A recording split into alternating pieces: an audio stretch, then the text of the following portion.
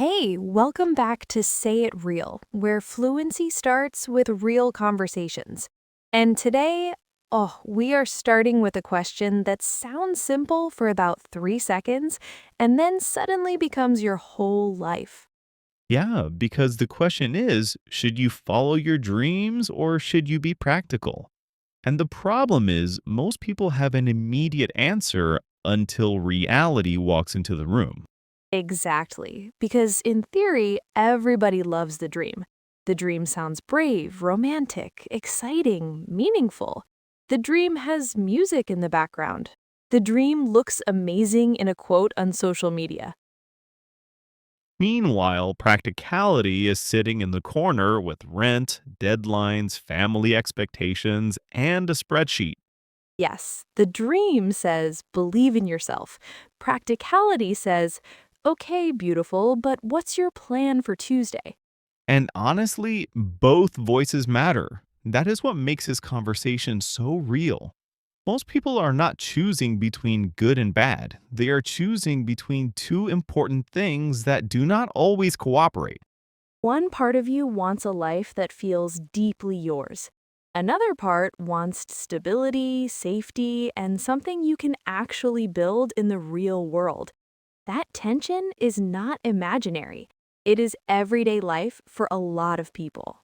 And before we go deeper, if you enjoy learning English through real conversations like this, subscribe to Say It Real. Give this episode a like and hit the notification bell so you never miss a new one. We are really happy you're here. Yes, truly. And as you listen today, think about your own life too.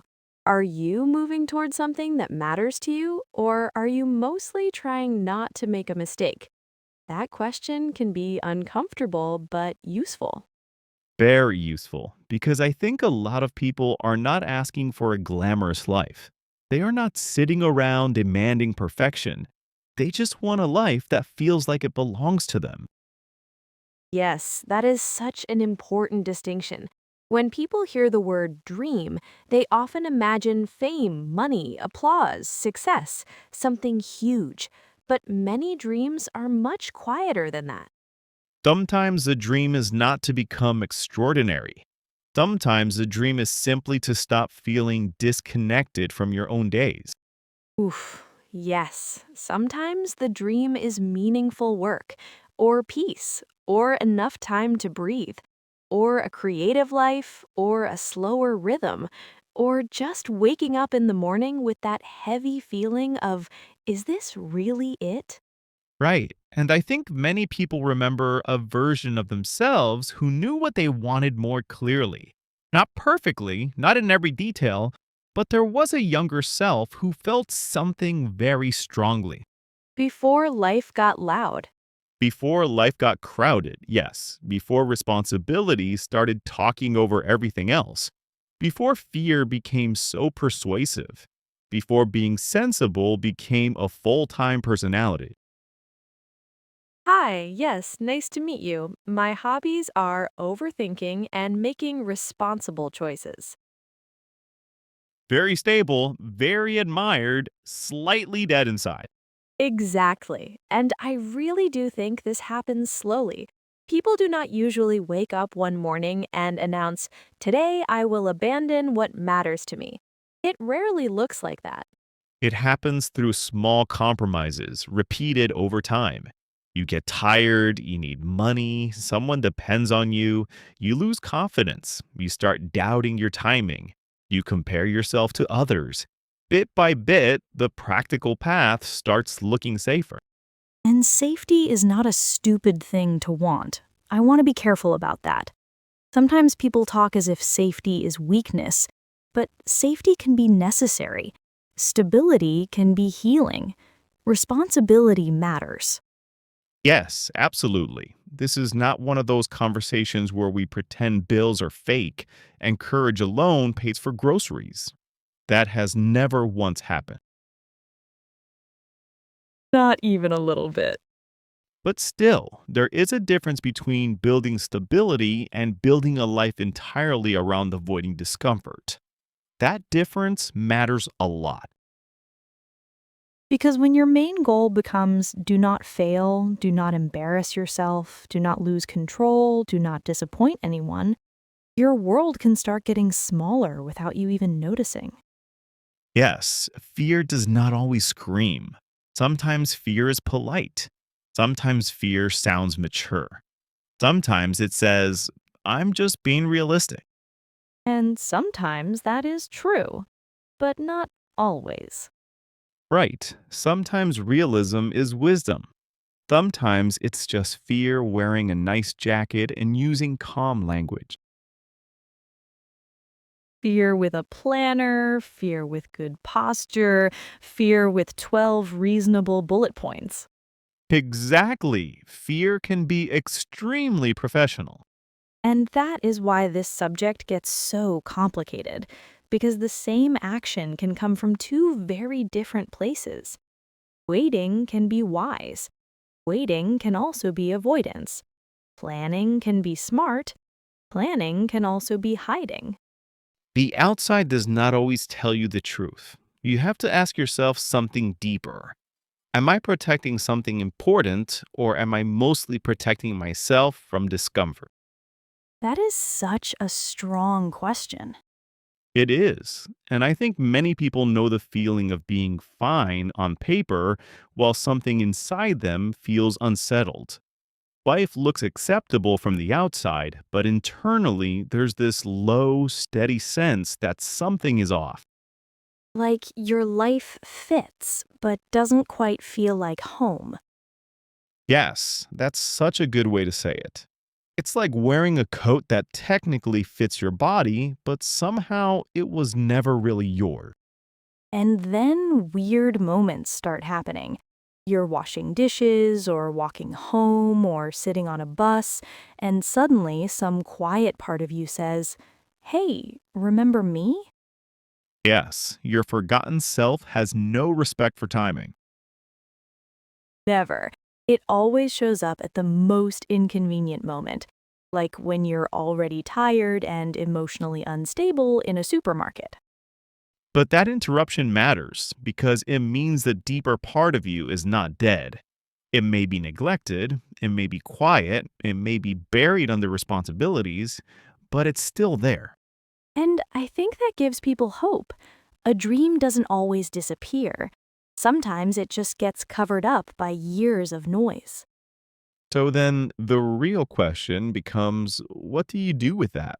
What do you do when the old desire is still there, but your life is now full of practical concerns? First, I think we have to let go of the fantasy that there is one perfect answer for everyone. There isn't. Some people do need to move boldly. Some people need to move slowly. Some need more preparation. Some need more honesty. Yes, and honesty is huge here because one of the hardest things in adult life is admitting what you actually want without immediately judging yourself for it. That's true.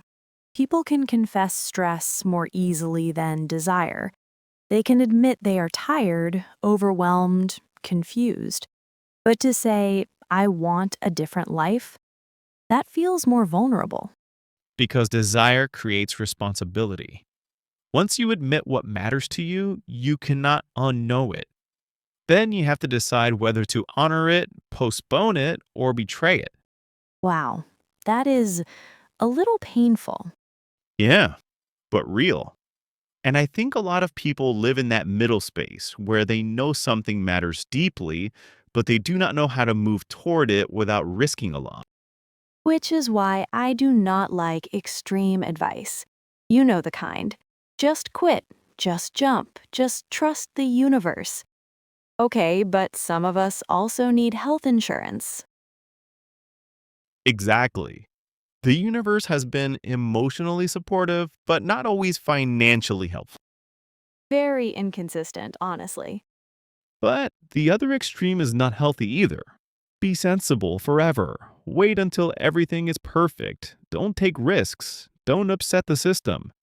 That can turn into a life where nothing truly alive is allowed. Yes, there has to be a middle path. Not reckless, not frozen. Not fantasy, not surrender. I think one important word here is restraint. Restraint means not acting too fast just because your emotions are intense. And restraint can be a really healthy thing. Definitely. There are moments when what looks like courage is actually exhaustion. You're so frustrated with your current life that any dramatic change starts looking brilliant. Oh, I have absolutely had that phase. Maybe I should move to another country, change my name, start pottery, and never answer emails again. Honestly, not the worst fantasy. Tempting, sure. Wise? Not always. Exactly. Restraint can be love, actually. It can mean, I believe this matters, so I don't want to act from panic. I want to move from clarity. That's good. Really good. Because people often confuse urgency with truth. But just because a feeling is intense doesn't automatically mean the decision should be immediate. Right. Sometimes the bravest thing is not doing something dramatic. Sometimes the bravest thing is making a patient, consistent plan. Saving money, learning quietly, practicing after work, building skills in small blocks, testing your direction before you destroy your stability. That's not cowardice, that's intelligent courage. Yes, and I think many people need permission to hear that. You don't have to flip your whole life upside down in one weekend to prove that your dream is real. Thank you.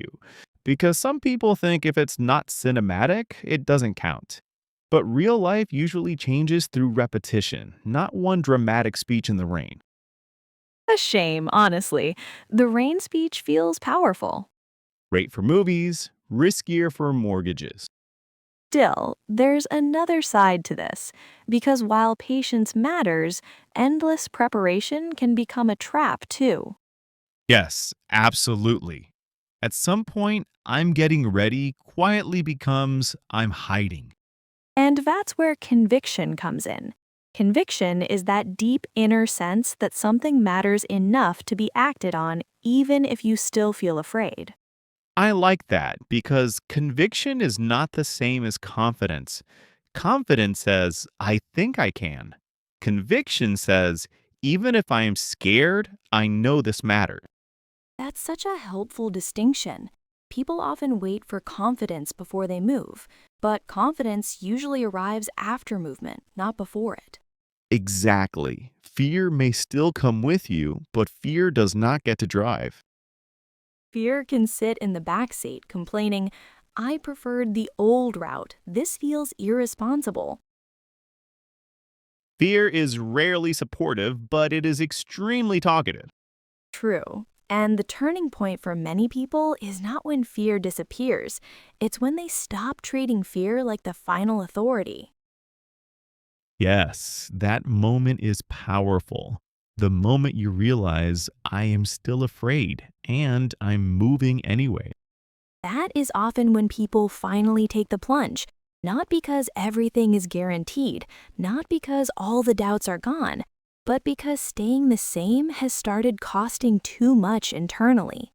That's real. There are seasons when the pain of not moving becomes heavier than the fear of moving. And from the outside, nothing may look dramatic. You still go to work, you still answer messages, you still do ordinary things. But inside, something becomes clear. I cannot keep abandoning this part of myself. Yes, and when that clarity arrives, another question shows up. And this one can be really uncomfortable. Whose life have I been building? Oof. Because sometimes people aren't living a life they consciously chose. They're living a life assembled from expectation, habit, approval, fear, and inherited definitions of success. Family ideas, social pressure, cultural scripts, comparison, respectability. You absorb all of it before you're old enough to question it properly. And then one day, you realize you've become very skilled at maintaining a life you never deeply examined. That sentence hurts because it's true for a lot of people. Yeah, and to be clear, influence is not always bad. Guidance is not bad. Advice is not bad. Tradition is not automatically bad, but anything unexamined can quietly take over. Right. There's a difference between being guided and being carried along. One helps you grow, the other can keep you asleep. And then people start holding back in all kinds of ways. They hold back honesty, they hold back curiosity, they hold back effort toward what matters. They hold back because they don't want to upset the life that already exists. And hold back is such an important phrase. It means stopping yourself from doing or saying what feels true because fear, pressure, or doubt gets in the way. Yes, and some people have held back so long that it starts feeling normal. They say, this is just who I am. But often it's not identity, it's adaptation. Wow, that's strong. Not identity, adaptation. We adapt to what feels safer. We adapt to what gets approval. We adapt to environments that reward caution. That doesn't mean the deeper self has disappeared. It may simply be underused. And I think that's why some people look lazy from the outside when they're actually disconnected on the inside. They're not always lacking ability, sometimes they're lacking aliveness. Yes, because energy often returns when meaning returns.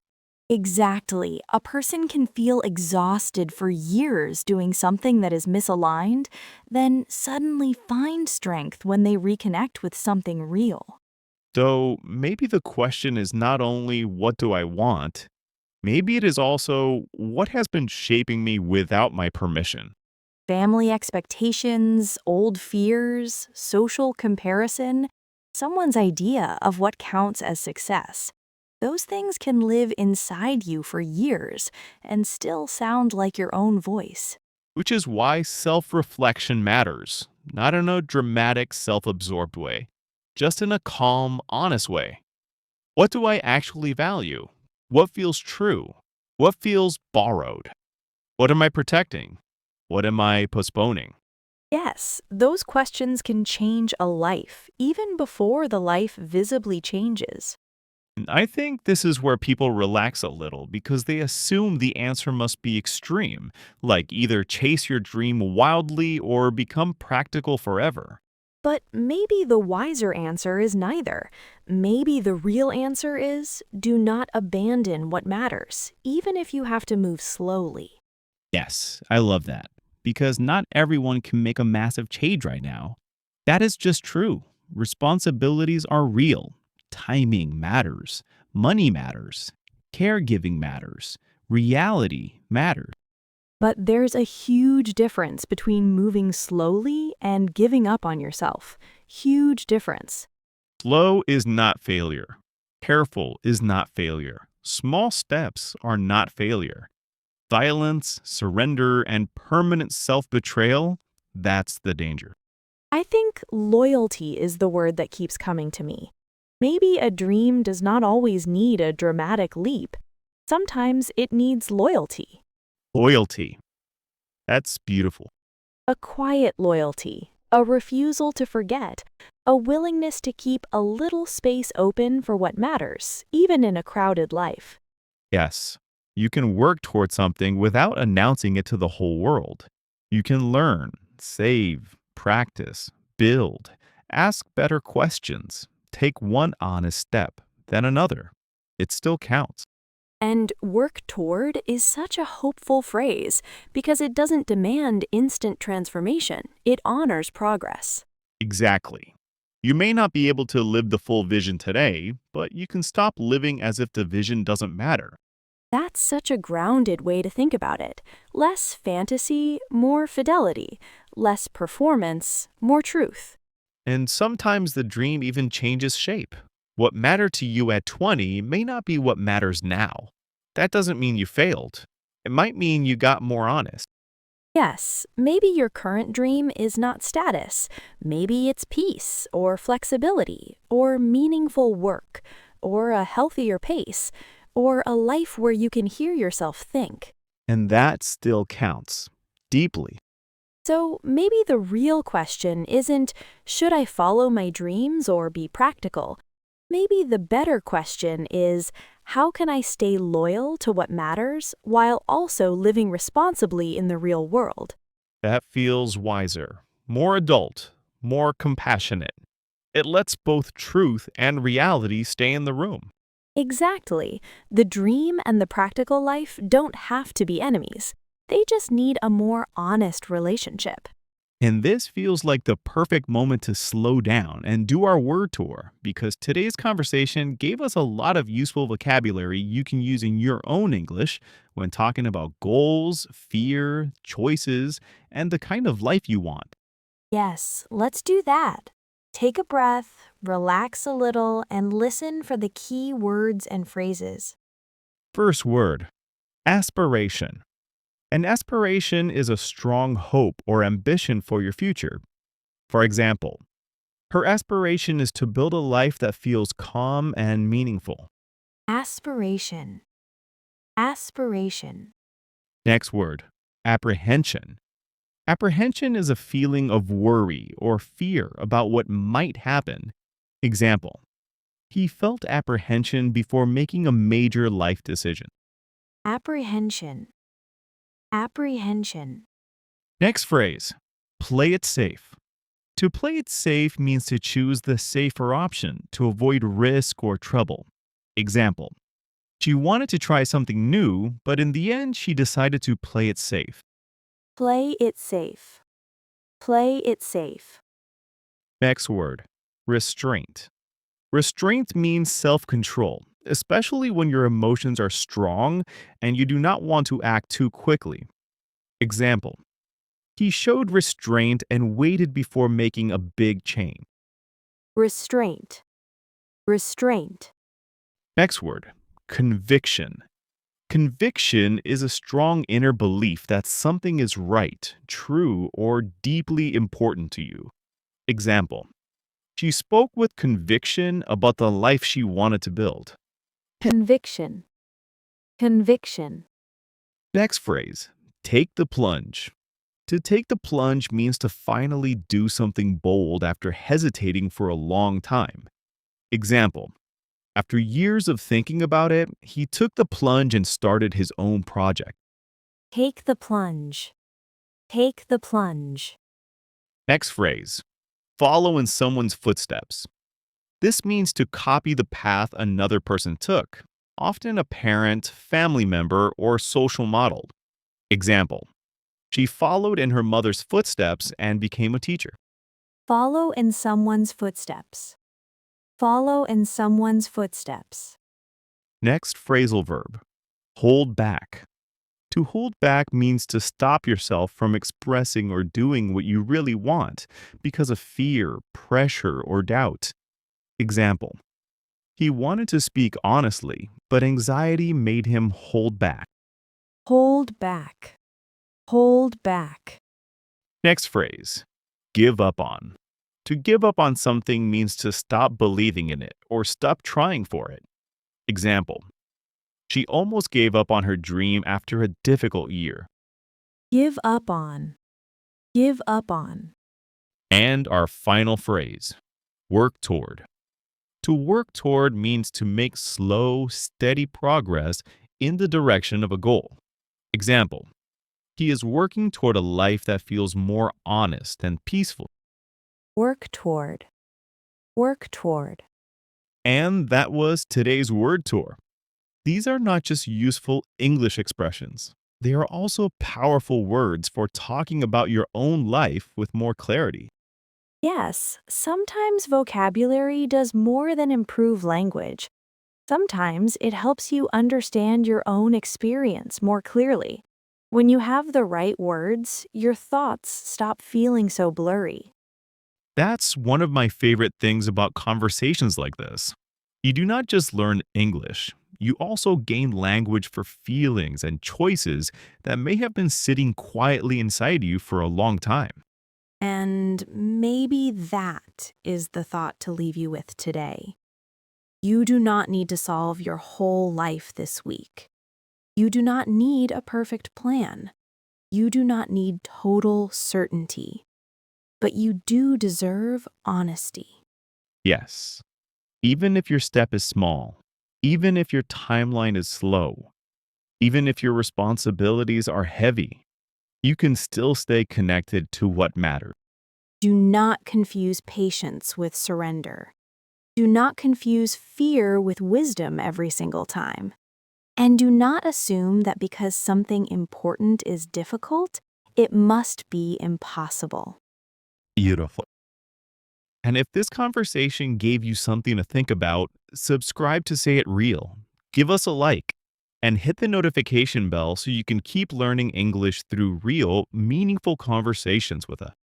And tell us in the comments, are you following a dream, building toward one slowly, or trying to rediscover what truly matters to you right now? We love hearing from you, and we love knowing where in the world you're listening from, too. Thanks for spending this time with us. Take care of yourself, stay curious, and keep listening for the voice that feels most true. See you in the next episode. Bye.